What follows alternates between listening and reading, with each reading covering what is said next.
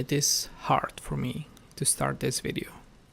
It is hard because I'm still consumed with emotion over what I saw, and trying to make sense of it and analyze it feels like I'm not doing it justice.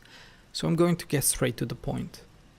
Midnight Sun, the last episode of Attack on Titan at the time I'm writing this, was brilliantly directed and will remain in my books as one of the best episodes of anything ever.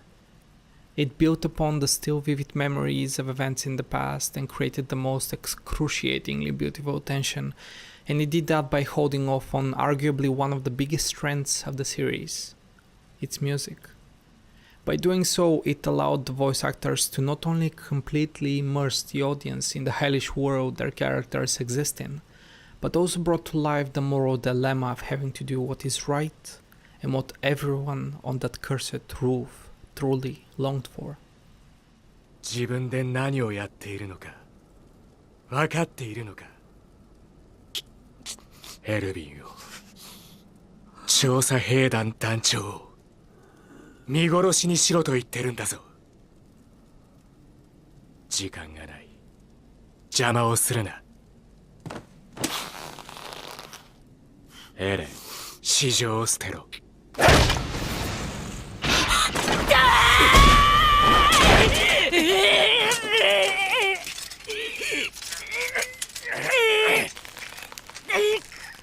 Mikasa wanted nothing more but to save her childhood friend, and she was even prepared to kill one of the very few people she admired in order to bring back Armin from the brink of death. Levi wasn't going to back off, so the ending of that clash, of the two most skillful warriors in the scout regiment, would have surely concluded with one of them gravely injured. Her sword was held back by the words of a character that, up to this point, had no experience on the battlefield. Flush Forrester was blissfully ignorant about the horrors and the struggle that came along with the fight for humanity's survival. He was a no-name rookie with fantasies about the grand victory against the Titans. Retaking Wall Mario would have made him and his friends full-fledged veterans, and even though he remained a coward when Commander Erwin ordered the scouts to charge towards the hail of flying boulders, he kept on riding forth until every last soldier was smashed to bits. まだ息のある団長を見つけた時はとどめを刺そうとした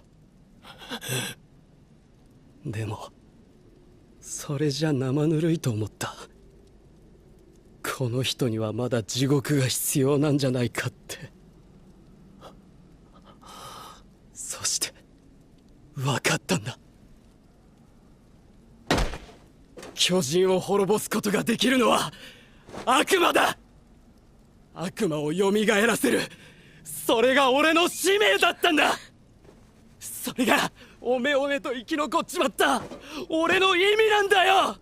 だから邪魔するなよ。よ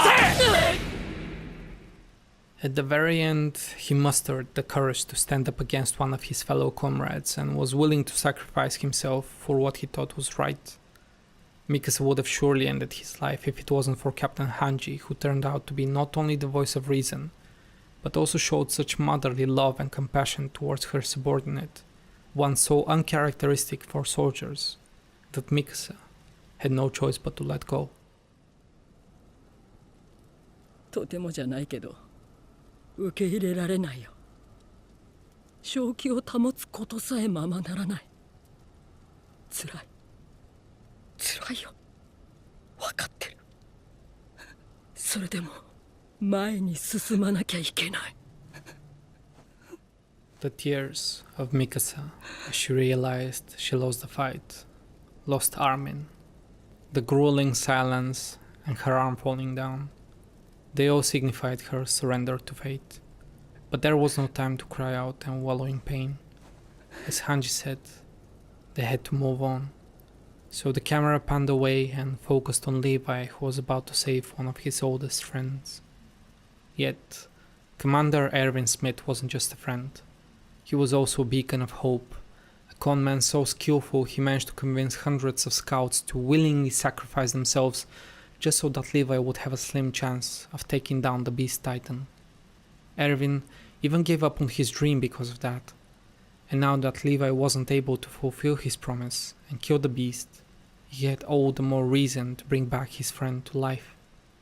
It was that notion of dreams that Aaron held on as he was clenching Levi's ankle, refusing to let go, even if just for a moment. Armin wanted to gaze upon the sea, he said. He was different.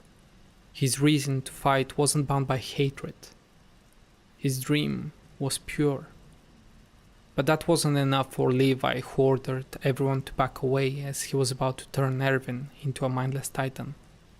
Left alone with just his memories, Levi remembered how the commander thanked him.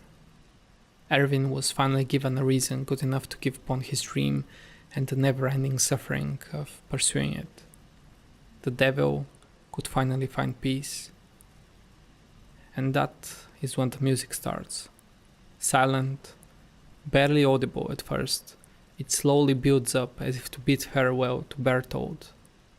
While everyone is overwhelmed with emotion after the decision of Levi, silence creeps up one last time and fills the void as Erwin draws his final breath and Armin is reborn. もう死んだよ。